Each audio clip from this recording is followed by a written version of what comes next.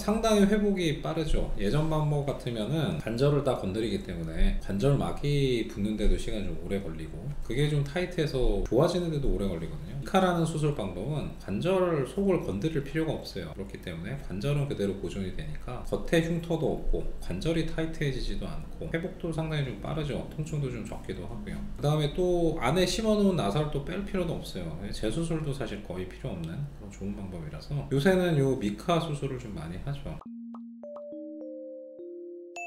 안녕하세요 여러분. 수술을 읽어주는 남자 수익남 닥터 콩깍지 조재호 원장입니다. 오늘은 상당히 많은 분이 있는 흔한 질환의 하나로 돌아왔습니다. 무지외반증. 제가 예전에도 무지외반증을 대략적으로 어떻게 수술한다든지 그런 것들을 한 1년도 더 된 것 같아요. 한 1년 반 전에 그때 한번 찍어본 적이 있고, 또 무지내반에 대한 최소 침습 미카 수술이라고 해가지고 이제 한 1년 전쯤 찍어본 적이 있는데, 사실 무지내반 수술이 훨씬 드물고 훨씬 어렵거든요. 그래서 아마 무지내반증을 최소 침습으로 한다 그러면 글쎄 좀 아는 사람이면 미친 뭐 그런 소리가 나올 텐데, 그런 거를 찍어서 올려도 뭐 조회수 별로 없더라고요. 물론 뭐 이게 이제 흔하지 않은 질환이기 때문에 이제. 그런데 오늘은 하여튼 좀 상당히 흔한 무지외반증을 최소 침습으로 수술하는 법에 대해서 얘기를 해볼게요. 영어로 미카 수술이라고 하는데 MICA이죠. 인베이시브 쉐브론, A는 아킨, 그런 수술 방법인데, 예전에 그걸 대략 한 4, 5cm 정도 째가지고 했었는데, 요새는 뼈를 교정하는 건 똑같은데 뼈를 교정하는 걸 이렇게 톱날로 안 자르고 갈아서 뼈를 가는 이제 특수한 버라는 뼈 절삭기를 이용해서 한 2mm, 3mm 구멍만 뚫고 그 구멍을 통해서 뼈를 절삭을 해서 절골을 하고, 그 다음에 이제 맞춰서 뼈에다가 심어 놓는 그런 특수한 헤드가 없는 헤드리스 스크류라는 특수한 나사로 아예 그냥 뼈에 심어 놓는 거죠. 안 빼도 되게. 그렇게 해서 이제 구멍 몇 개만 뚫고 이제 수술할 수 있는 그런 방법이 있는데, 상당히 회복이 빠르죠. 예전 방법 같으면은 관절을 다 건드리기 때문에 관절막이 붙는데도 시간이 좀 오래 걸리고, 그게 좀 타이트해서 좋아지는데도 오래 걸리거든요. 미카라는 수술 방법은 관절 속을 건드릴 필요가 없어요. 그렇기 때문에 관절은 그대로 보존이 되니까 겉에 흉터도 없고 관절이 타이트해지지도 않고 회복도 상당히 좀 빠르죠. 통증도 좀 적기도 하고요. 그 다음에 또 안에 심어놓은 나사를 또 뺄 필요도 없어요. 재수술도 사실 거의 필요 없는 그런 좋은 방법이라서 요새는 요 미카 수술을 좀 많이 하죠. 그래서 오늘은 그 미카 케이스로 한번 얘기를 좀 해볼게요. 오늘의 주인공은 18세 여자 환자분이에요. 야, 18살이 어떻게 무지외반이? 여러분, 무지외반의 가장 흔한 원인은 선천성이에요. 선천성. 유전성이라고 제 얘기는 하진 않지만 유전성도 좀 있고요. 가장 흔한 원인이 선천성이래요. 여러분들 뭐 신발을 뾰족한 걸 신거나 하이힐을 많이 신어서 생기는 거라고 알고 있는데, 그것도 당연히 맞죠. 똑바른 발도 오랫동안 이렇게 밀어놓으면 당연히 발가락이 휘어지겠지만, 대개는 선천성으로 휘어서 태어나는 경우가 많아요. 그래서 생각보다 젊은 여자들, 심지어 중고등학교 학생들 중에서도 증상이 있는 친구들이 있어요. 제가 수술했던 친구 중에 가장 어렸던 친구는 중학교 3학년생이었는데, 물론 이제 가급적이면 뼈가 좀 다 자라고 성장이 다 끝난 상태에서 하죠. 뭐 물론 이제 중학생 여자들은 조금 더 빨리 성장을 하기 때문에 중학교 3학년이면 이미 이제 성장이 끝났을 시기라서, 가장 좀 어린 친구는 제가 중학교 3학년도 경험을 좀 해본 적이 있고요. 오늘은 18살짜리 친구고, 이 친구도 이제 활동을 하다 보니까 이제 변형은 변형인데 이제 좀 아프다, 계속해서 좀 아프다, 붓는다, 엄지발가락에 튀어나온 요 부위가 자꾸 빨개지고 붓고 아프고, 그래서 미용적인 목적보다는 이제 통증 때문에 그래서 이제 수술을 하게 됐던 케이스죠. 엑스레이 일단 좀 찍어봐요. 항상 이제 우리가 무지외반각이라고 측정을 하죠. 첫 번째 발가락의 중족골 각과 발가락이 이루는 요 각도를 이제 계산을 하거든요. 대략 한 29도, 30도 그 정도 될 것 같아요. 이 정도면 이제 한 중간 정도의 무지외반이고, 그 다음에 중족골도 첫 번째 중족골과 두 번째 중족골 사이가 어느 정도 좀 벌어져 있는 거죠. 그래서 전형적인 이제 무지외반이고, 이럴 때 비수술적으로 뭐 보조기를 해볼 수 있죠. 할로픽스라고 해서 엄지발가락 이렇게 당기는 보조기를 여기다 찰 수도 있고요. 뭐 발가락 사이에다 이제 실리콘 같은 거 많이들 하시잖아요. 이제 그런 걸 할 수도 있는데, 뭐 그런 것도 해봤는데 이제 도저히 너무 불편해서 안 되겠다, 해결을 이제 하고 싶다, 그래서 이제 찾아왔어요. 옆 사진도 봐야죠. 가끔 이제 좀 평발이신 분들 조금 더 심한 경우가 있는데, 아주 심한 평발은 아닌데 약간 평발기가 좀 있는 정도예요. 그리고 가장 중요한 거, 요게 뭐냐면 이제 발바닥 쪽 사진이에요. 요 보면 동그란 뼈가 안쪽에도 있고 있고 바깥쪽에도 있는데 그게 세사모이드 본이라고 해요. 일종의 그 부골이죠. 부골 액세서리 뼈인데 누구나 다 저거 두 개 있어요. 누구나 다.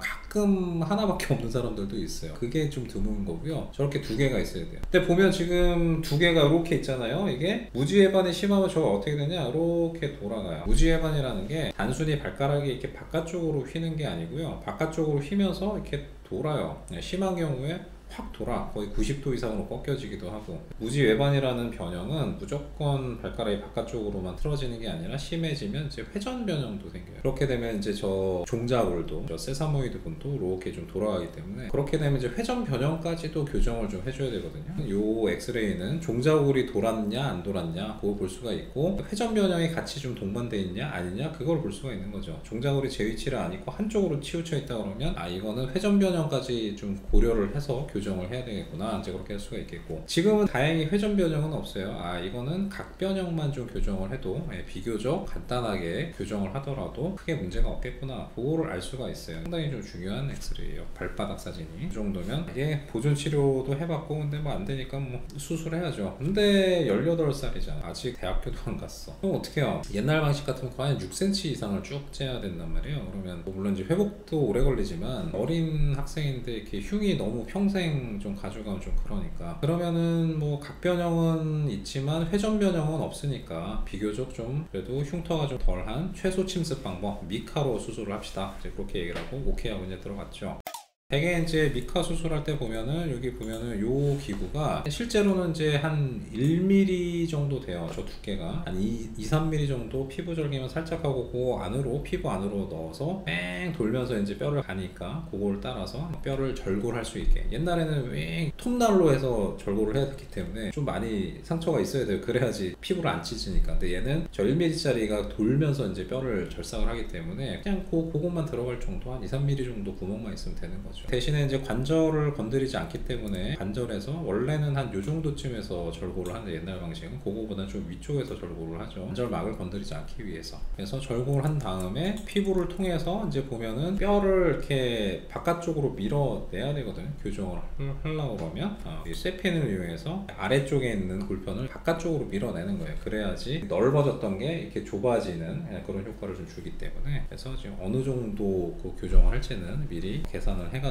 이제 밀어보는 거고요. 그 상태에서 이 정도면 괜찮겠다 그러면 이제 임시로 좀 그 핀 하나로 이렇게 좀 고정을 좀 해놔요. 저게 이제 중간에 막 나사 박는데 흔들리면 안 되잖아요. 쇠핀으로 임시로 좀 고정을 좀 해요. 그리고 나서 옆 사진도 보면은 정렬이 괜찮게 좀 잘 맞아 있고, 그 다음에 정면 사진에서도 어느 정도 내가 원하는 만큼 교정이 좀 됐다, 이 상태. 오케이, 그러면 이 상태에서 이제 나사를 박아서 고정을 해야 돼요. 물론 이제 핀을 박아서 고정을 할 수도 있는데 핀은 워낙 좀 약하기도 하고, 핀 나중에 또 빼야 되거든요. 살 속에 아예 파묻어 놓으려고 그러면 헤드리스 스크류라는 그런 나사로 이렇게 고정을 해야 돼요. 나사를 적어도 한 2개 정도는 박아야 이제 힘을 받을 테니까, 그래서 나사 2개를 고정할 그런 가이드 핀을 넣고 거기를 따라서 나사를 넣을 수 있는 그런 구멍을 드릴로 이렇게 좀 뚫는 거죠. 그리고 나서 보면은 이제 나사가 이제 하나가 들어가 있죠. 요 나사의 이 머리는 보통 일반적인 나사랑 달라요. 이 나사 머리에도 이렇게 나사선이 파여 있어요. 그래서 꽉 이렇게 나사를 뼈 안으로 밀어 넣으면 그 나사선이 위쪽이 더 이렇게 넓기 때문에 꽉 밀어요. 아래쪽하고 위쪽하고. 중간에 보면 나사선이 없거든요. 그래서 압박하면서 고정을 할 수 있게 그렇게 좀 돼 있어요. 하나를 좀 고정을 했고, 보면은 이제 2개를 여기다 고정을 한 게 보이고요. 그 다음에 아킨이라고 그래가지고 원위 쪽에 있는 뼈도 교정을 하기 위해서 이것도 마찬가지로 아까 그 1mm짜리 절삭기를 가지고 요 2-3mm 정도 여기다 구멍을 뚫고 이렇게 지금 뼈를 잘라서 교정을 좀 한 거예요. 이 정도면 괜찮겠구나. 그래서 보면 여기도 마찬가지로 헤드리스 스크류로 이렇게 좀 고정을 좀 해놨어요. 그래서 여기도 교정이 돼 있고 이쪽도 교정이 돼 있어요. 여기가 이제 갈매기 절골술이라고 해서 이제 쉐브론, 요 아래쪽은 아킨 절골술, MICA, 그 쉐브론, 아킨, C가 쉐브론이고 A가 아킨이죠. 미니 인베이시브 쉐브론, 아킨에서 이런 식으로 해요. 근데 카메라 사진 이거 보세요. 보면은 상처가 얼마나 있어요? 별로 없죠. 그냥 구멍 뚫는 거 몇 개 있잖아요. 구멍 2개는 절골하는 위치에다 구멍을 뚫은 거고요. 나머지 구멍들은 이 나사를 박을 위치에다가 나사 들어갈 정도만 구멍을 뚫어놓은 거예요. 속 안에는 크게 건드린 게 사실 없어요. 안쪽에 있는 관절막이라든지 인대라든지 그런 건 이제 크게 건드릴 게 없어요. 물론 요 미카 수술이라고 해서 이제 다 이렇게 하는 건 아니고요. 만약에 이제 관절이 많이 좀 어긋나 있거나 내지는 너무 이렇게 심하게 틀어져 있으면 바깥쪽에 있는 인대를 좀 끊으려고 주사기 같은 거로도 찔러가지고 인대를 좀 유리하고 이제 그런 것들을 하기도 하고, 그 다음에 이제 내측이 아래쪽이 너무 튀어나온 게 심하면 그거를 절삭기로 이렇게 안에서 좀 갈기도 해요. 다른 것들이 좀 심한 경우는 이제 그렇게 하기도 하는데, 그 케이스의 경우는 이제 그럴 필요는 없고 정말 이렇게 아주 스탠다드한 그런 미카 케이스, 이제 그런 건 좀 복합적인 케이스고, 그런 식으로 해서 교정을 좀 한 게 있죠. 아까도 얘기 드렸지만 지금 나사 3개로 고정을 했는데 이 나사는 뺄 필요가 없어요. 겉에서도 전혀 느껴지지 않고 뼈 속에 파묻어 놓는 나사이기 때문에. 그리고 저게 티타늄 재질이라서 메탈 알러지라든지 뭐 그런 거 거의 없거든요. 아주 생체에 적합한, 생체 친화적인 그런 금속이죠. 지금 나와 있는 그런 금속 중에는 가장 그래도 이렇게 부작용이 없는 티타늄 재질의 그런 나사들이에요. 엑스레이 이제 처음 찍어 보면은 이제 어느 정도 발이 이제 일자로 좀 돼 있는 거 좀 볼 수가 있고요. 여기가 이제 쉐브론, 여기가 이제 아킨, 절골술 한 부위가 이제 보이죠. 옆 사진에서도 보면 정렬은 아주 좀 잘 맞아 있는 게 보이고요. 이 상태가 되면 이제 저게 무지하게 고정력이 좋아요. 저 나사 2개밖에 안 박았지만 절골술 한 거 자체도 어느 정도의 그런 고정력이 좀 있거든요. 절골술도 보면은 이제 일자가 아니에요. 약간 좀 이런 식으로 이렇게 돼 있거든요. 이렇게 꺾어져 있어요. 갈매기 모양. 그래서 이제 저거 자체만으로도 일자로 되면 바로 이렇게 미끄러져 버릴 수 있잖아요. 근데 이게 이렇게 돼 있으면 요 안에서 이렇게 미끄러지기 쉽지 않죠. 그러니까 요것 자체도 고정력이 괜찮고, 거기다 나사 2개까지 박아버리면 이거는 거의 뭐 움직이지 않아서, 이렇게 수술하면 깁스가 필요 없어요. 그냥 수술하고 다음날부터 랭어 슈즈라는 특수한 신발을 신고 바로 걸을 수도 있고요. 대략 한 6주 정도 되면 뼈도 어느 정도 좀 붙고 괜찮죠. 미용적으로 우월한 거는 사실은 이제 어떻게 보면 이제 이 수술의 장점 중에 하나지만, 가장 중요한 거는 연부 조직, 속 안에 있는 그런 살들을 거의 건드리지 않고 관절막을 건드릴 필요가 없다. 이제 그게 가장 좀 어떻게 보면 이 수술의 장점이에요. 옛날 방식의 교정술은 관절막을 건드리기 때문에 나중에 관절막이 지금 타이트해지거든요. 관절막을 당겨서 꼬매야 돼. 이거를 밖으로 틀어진 걸 안으로 돌리려고 하면 뼈 교정하는 것도 그렇지만 관절막이 당겨서 조여서 이제 꼬매야 되기 때문에 그게 무지하게 좀 타이트해지거든요. 그래서 나중에 엄지발가락 움직임이 좀 잘 안 되고 좀 불편하신 분들이 많아요. 근데 이 수술의 장점은 관절막을 안 건드리기 때문에 이제 그런 불편감이 무지하게 적다, 거의 없다. 그게 이제 상당한 장점이고, 부가적으로 미용적으로 아주 좀 우월하다. 어떻게 보면 이제 그냥 얻어지는 그런 장점, 기왕이면 다오지만. 그래서 오늘은 이제 상당히 많은 질환인 무지외반증에서 최소 침습 방법인 미카를 이용한 교정술에 대해서 알아보았습니다. 사실은 환자분들한테는 되게 좋은데요, 의사한테는 조금 좀 그래요. 왜냐, 이거 방사선 피폭량이 상당히 좀 많아요.